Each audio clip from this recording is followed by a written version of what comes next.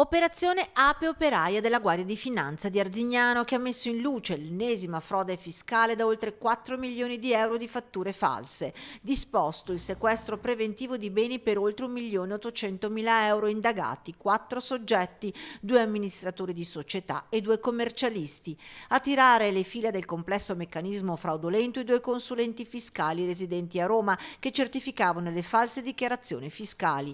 Di fatto venivano creati ingenti crediti IVA fittizi, poi utilizzati dai rappresentanti legali delle società per compensare reali debiti tributari. Nei guai una società cooperativa con sede ad Arzignano, attiva nel settore della concia, del cuoio e della tintura delle pelli, ed ora fallita, ed una società con sede legale nella capitale, ma operante nel territorio iberico nel settore del trasporto di merci su strada. Nel mirino dei finanzieri i periodi contributivi che vanno per la prima dal 2014 al 2017 e per la seconda dal 2017 al 2018.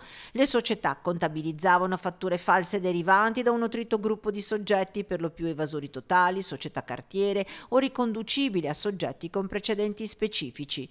Al contempo le stesse emettevano false fatture nei confronti di entità collocate in altri paesi dell'Unione Europea, senza così applicare l'imposta, o deducendo costi fittizi compensati con l'ingente credito IVA che veniva a generarsi.